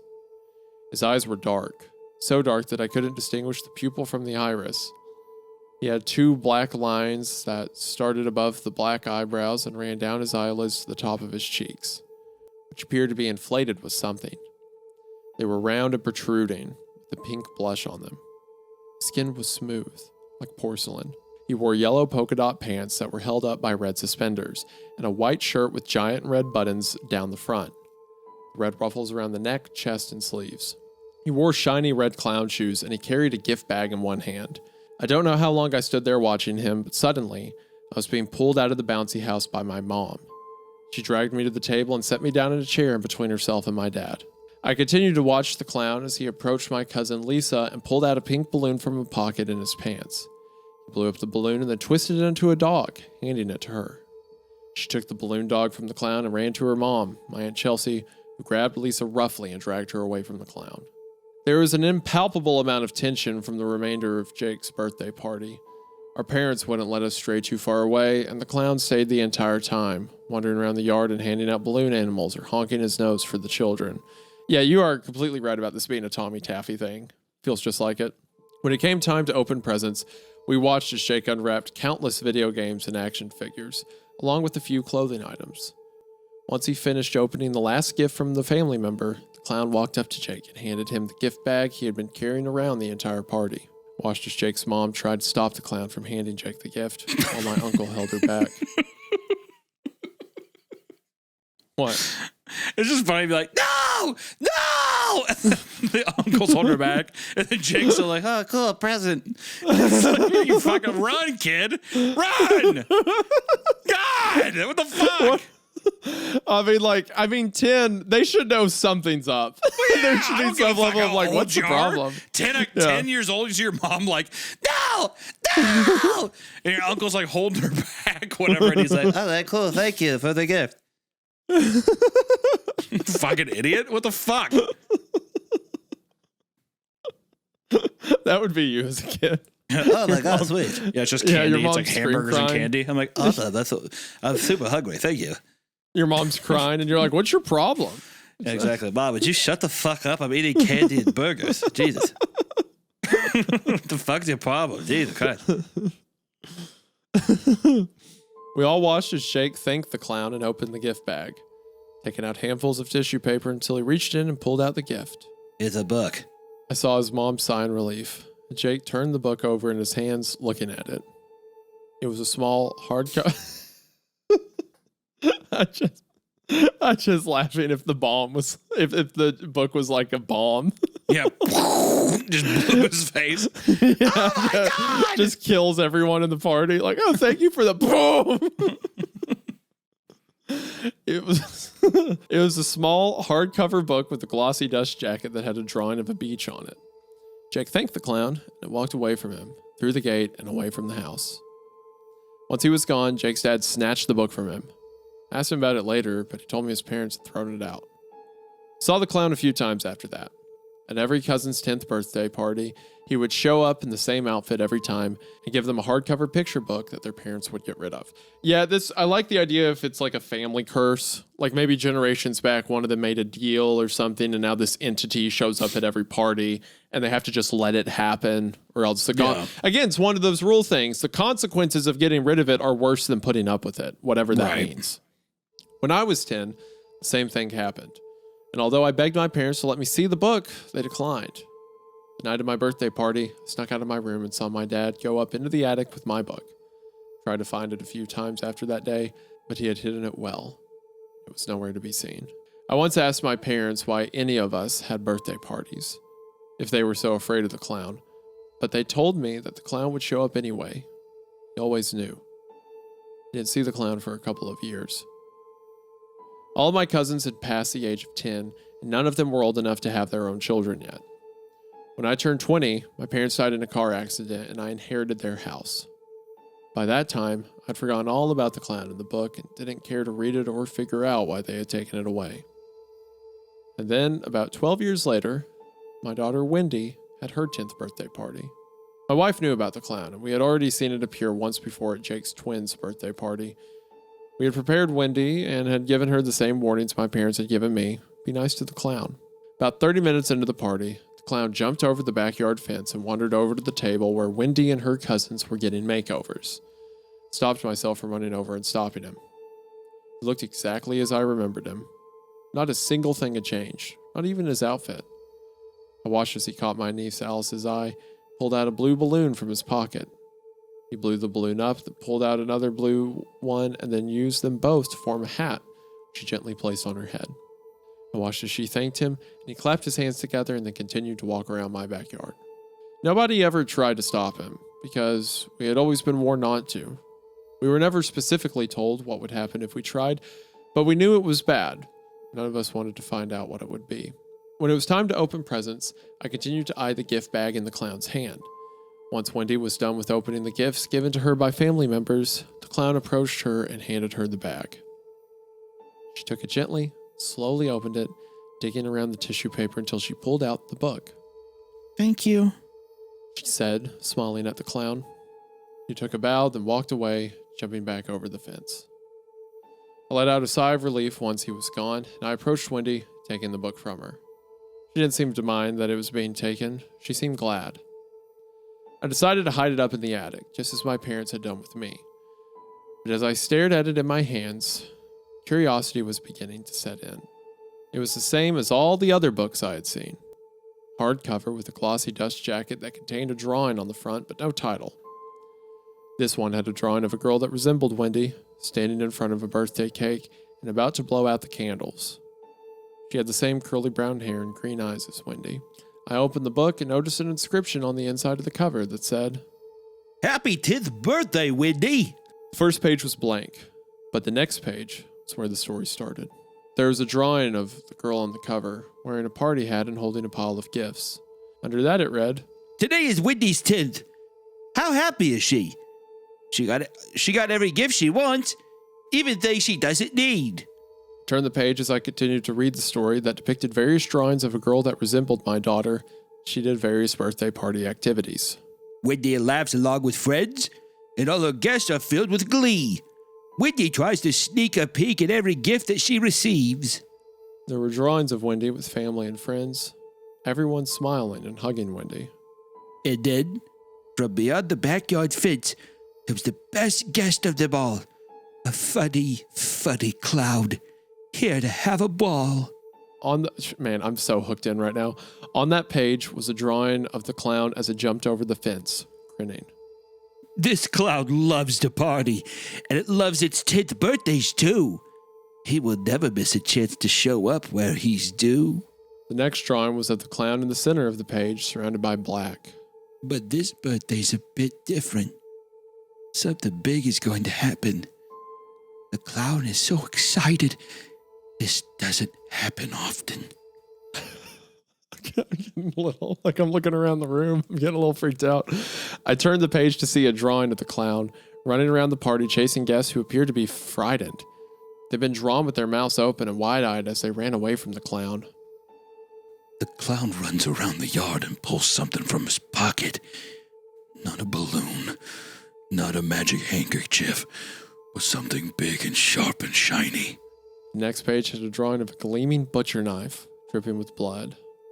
A lot of guests must die, but don't worry, Wendy will be fine.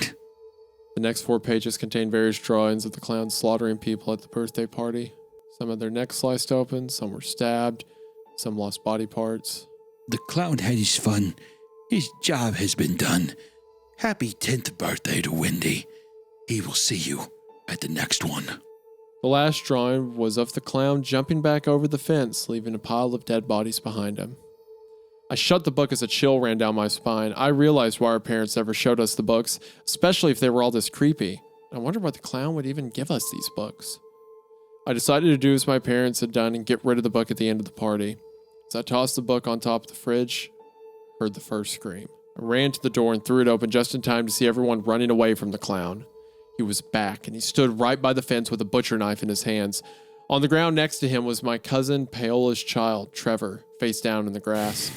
I scanned the backyard looking for Wendy, but she was nowhere to be seen. All the guests ran across the yard, trying to get as far away from the clown as possible. I watched as Jake tossed his children over the fence and into his neighbor's yard, followed by his husband and then himself. I looked for my wife, and I spotted her running towards me into the house. Where's Wendy? I asked, grabbing her arm. She jumped the fence a while ago. She's fine. We need to hide. She dragged me inside with her as the screams continued. A few more family members made it inside, and we hid in the kitchen and the living room. After a while, the screams died out, and I slowly got up, opening the door and peering out into the backyard. He's gone, I said as I threw open the door and walked outside. There were a total of 10 dead people. And a few minutes after the cops arrived, so did Jake, his family, and Wendy. I ran to her as I saw her coming up the driveway, picking her up into my arms. I'm so glad you're okay. I kept her by my side for the rest of the night as we answered questions. I didn't tell the police that I knew the clown, as they would never believe my story about the curse. Instead, we all told them we had no idea who the clown was and that we hadn't hired anyone. Hours later, everyone was finally gone. Wendy had gone to bed, and I went downstairs and helped my wife clean up some of the mess. Once we were done, I grabbed the book from the top of the fridge and handed it to her. What's this? It's what he gave her, Rose. Read it. I waited for her to finish reading the book. When she was done, she tossed it onto the counter. What the fuck? Did he plan all that? Is this supposed to be some stupid joke? I shrugged. Did this happen to everyone else? I don't know. Our parents never let us read the books. This is so fucked up, David. She stood in silence as Rose grabbed the book again, giving it a disgusted look. I'm going to go look for something. I made my way to the attic entrance in the hall and pulled down the ladder. Slowly made my way up, each step creaking as I stood on it. When I reached the top, I flipped a switch and the lights turned on, illuminating the attic enough for me to see. I dug through countless boxes and moved old decor and furniture around until I found it. The book that had been given to me on my 10th birthday. It had hidden under the cushion of an old chair. I pulled it out and looked at the drawings of the house, with a single light on in one of the windows. I opened the book and found a similar engraving on the inside cover that read, Happy 10th, David. Turned the pages and began to read the story, ignoring the pictures. Today is David's 10th birthday. What a good one it will be. David eats pizza His favorite topping is cheese. He has a water balloon fight with his cousin Eric, and they take cover in the trees. Everything is fun, and soon it will be great. Here comes the clown. He's never late. David's birthday was a blast, and his gifts were also fun, but don't be sad that it's over. The fun has just begun. Years go by, and the clown sees David again. It's now his daughter's 10th birthday, and today the fun will end. A lot of guests had fun, and for others this day was their last, but David's family's alive. Thank the clown for that. And now it's time for bed. Time to get some sleep. Don't forget to check on Wendy. She hasn't made a peep. Bro. That's so The final, fucked up. oh man. The final drawing in the book showed an empty bed in a dark room with a window that was wide open. I stared at it for a second before it hit me. I tossed the book aside as I got a sinking feeling in the pit of my stomach. Something was wrong. Wendy! What's going on? I didn't reply as I hurried down the ladder and ran down to the hall into Wendy's bedroom. Throwing the door open, I flipped the light on, looked around the room, but it was too late. She was gone, bed was empty, and her window was wide open. That is such a good ending. I'll tell you right now, I was like, I don't know, like killer clown with a knife, blah, blah, blah. That little last bit at the end totally fucking It killed got it, me. yeah. It did I it. Well, love what that. I kind of figured as they were explaining everything that the whole part about the book, because it says this doesn't happen often, and then it goes to like the clown's murder spree. So the book only comes true if you look at it. If you don't Yeah, look at well, it like it's all the also- parents did, it doesn't happen. It's the beckoning. It's like literally a seance. The book is a seance that when you read it, it is something that Summon when you it, flip yeah. through the pages, it like is basically creating a seance for you and gives the clown or whatever fucking entity this clown is the ability to come back and take people's lives. Also the reason why that the adults are just throw it away. Just never even look at it ever. Such a fun way of going about it. Because at first I was like, I really like the setup. I like the whole idea of this book. And I was like, would it be more effective if literally it was just the kid that it was, if you read it, the kid gets taken, you don't know what happens to him. Yeah. But it is fun that it's this killing spree thing. But see, I think that the ending, it really is where it's just wait, what the fuck? And you go down and it's gone. And to the pictures that are accompanied by it, it's so creepy. I love the idea too that it's it opens and the book is already formed. It's by you touching it and even opening it, it's already done. The seal is broken. It's also so menacing because I know it's supernatural, but it's so wild to think that David, when he was 10, at his 10th birthday party, he got a book. And then in that book was the detail of his daughter when she's 10, how she'll be kidnapped by the clown. That's such a cool touch. Do you think that it's that, or do you think that, because I read it like this, that I think that the books are empty and whoever opens said book, it's that whatever seal is broken, that's how the book manifests its story. I mean, that what too. I think. It could certainly be that way. It's the vessel for it, yeah. Or the clown's some entity that knows when the book will be open, so it's predetermined there either way. If it is that foreshadowing, or it just knows that he's it's not going to open up yet, it's almost like this predestination thing that's also pretty fucked up. I think that for a killer clown story, honestly, banged. That was fucking sick. That's one of the better killer clown stories I've ever read. This author goes stupid hard in the paint, by the way. All these stories have been awesome. We had the same thing with last episode with the spelunking kind of torturous, the torturous spelunking claustrophobic nightmare where it's just that nice short and sweet. These are all just this a nice, palatable story that's just a fun, quick read. I would love to see a compilation of these stories in a book, almost like scary stories to tell in the dark. It has that kind of thing where you could sit down and read it to your friends and you get freaked out. Oh, read another one. Oh no, we'll wait. It has that kind of digestibility that I think is really, really fun. Mm-hmm. Yeah, this author does great. I'm just scrolling through the rest of their stuff. There's so many titles. Some of these titles, How Would You Like to Die Today? The Boy in the Paper Bag Mask. The elevator at work took me to a floor that doesn't exist. All of these sound so good. And also, like I said, the Point Pine, there is an entire series about Point Pine. There's got to be a Point Pine read check through. out. We should do a Point Pine read through. We got to get a Point Pine read through because listen to some of these titles from the Point Pine series. The Day the Angel Came. There's a new guy in town and we don't like him. The thing in the giant bear costume won't stop handing out popcorn. That's so good. I love it. I love it because Listen to this one. Listen to this one. Due to recent violent events, pumpkins are no longer allowed in Point Pine. That's awesome. I love it because I think that Gabby uses the title, like the scheming of these r/no sleep things to really like make it something very enticing. Like it uses the format in a really great fucking way. And I think that it goes to show that people are connecting with it with the amount of like, you know, upvotes she gets and the kind of like fan base she appears to have. I think it's just fucking awesome. So I will say that if you enjoyed the stories today as much as we did, please go support EAPATBP. That's the username for Gabby on Reddit. You can look at her entire body of work there. It's fucking awesome. There's so many. This is just such a fun read, man. I had a great time this episode. 1 month ago, Gabby has a story called "If You Meet Me, Please Kill Me." Like, these titles are great. Every one of them makes me want to see what the rest of the story is about. I understand why, like, they're considered no sleep royalty while their stuff does well. Because so far, we've read 4. And normally when we read through a bunch of author stuff, there's like, that one wasn't that great. That one wasn't that great. All 4 of those short stories were awesome. And it just goes to show that here's the thing too, when doing the creative process of writing and stuff, you're going to write some things where things just like, just doesn't line up or people don't resonate with it. That doesn't necessarily, it's not like that doesn't give it any value. It's just impressive seeing a writer here where the stories that we read, which granted they were the top voted ones or the most upvoted ones basically, but the amount and with how consistent she's been with posting, it's just cool to see somebody that's still active, still being creative. Because we do read a lot of stuff where it was just like somebody's phase where they're like, I just wanted to write.